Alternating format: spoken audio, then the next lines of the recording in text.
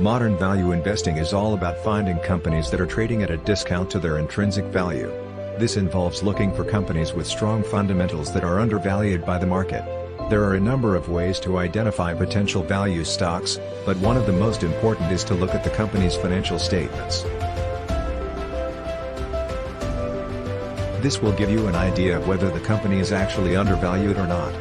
Once you've found a few potential candidates, it's important to do your own research to make sure they are actually good investments.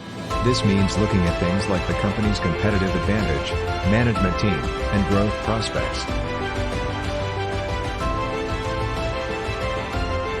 A company's competitive advantage is one of the most important things to look at when you're trying to find value stocks. This is because it will give you an idea of how sustainable the company's current business model is.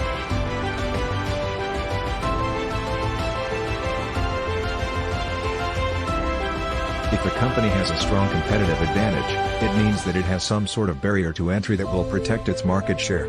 This could be things like patents, high switching costs, or a strong brand. These allow companies to generate higher profits than their competitors. The management team is another important thing to look at when you're trying to find value stocks. This is because the team will be responsible for executing the company's business strategy.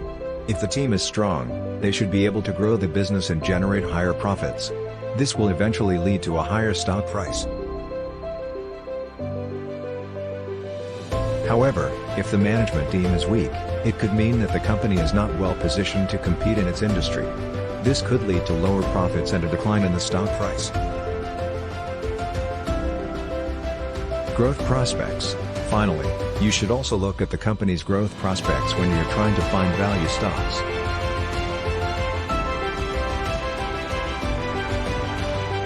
Financial statements. There are a few things you should look for when you're reviewing financial statements. First, you should look at the company's revenue and earnings. Cash flow is another important thing to look at when you're reviewing financial statements. This is because it will give you an idea of whether the company has the ability to generate enough cash to cover its expenses. If the company's cash flow is positive, it means that it should have no problem covering its expenses.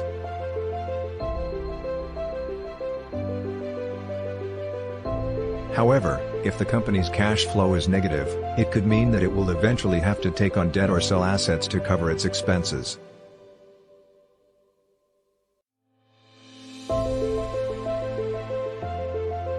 This could lead to a decline in the stock price. The last thing you should look at when you're reviewing financial statements is the company's balance sheet. This will give you an idea of the company's financial health.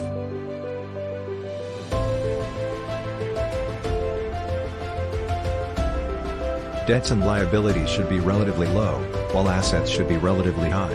This is because it will give the company more flexibility to invest in growth opportunities. It will also make the company less likely to default on its debt obligations. This will help to keep the stock price stable. How to value stocks. One way to value a stock is to use the discounted cash flow (DCF) method. This method involves estimating the future cash flows of the company and discounting them back to present value.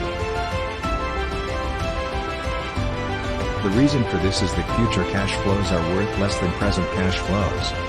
This is because there is a time value of money.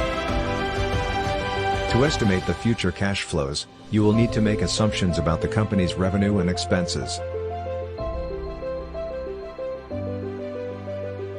For example, you will need to estimate how much revenue the company will generate in the future and what its operating expenses will be.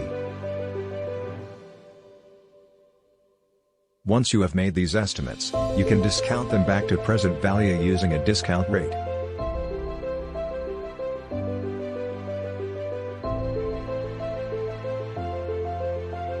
The discount rate is the rate of return that investors require to invest in a stock. This rate takes into account the risks associated with investing in a stock.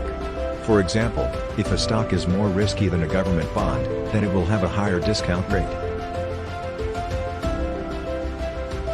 Once you have estimated the present value of the company's future cash flows, you can then compare it to the current market price of the stock.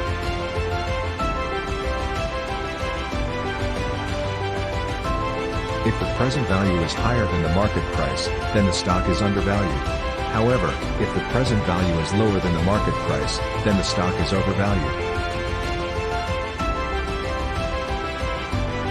The PE ratio is calculated by dividing the market price of the stock by the earnings per share, EPS.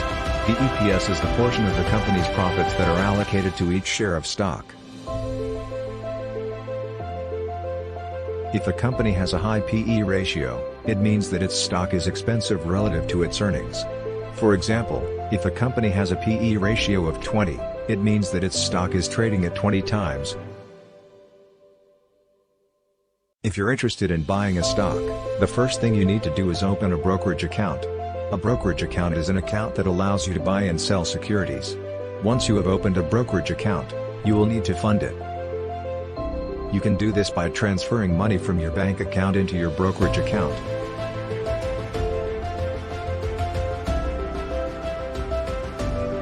Once your brokerage account is funded, you can then start looking for stocks to buy. There are a number of ways to do this. For example, you can use an online broker such as Interactive Brokers, E-Trade or TD Ameritrade.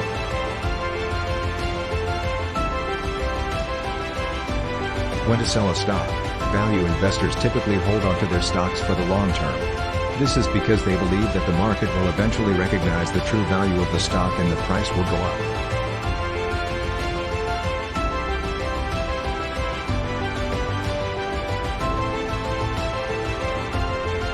However, there are times when you may want to sell a stock. For example, you may want to sell a stock if the company's fundamentals have changed.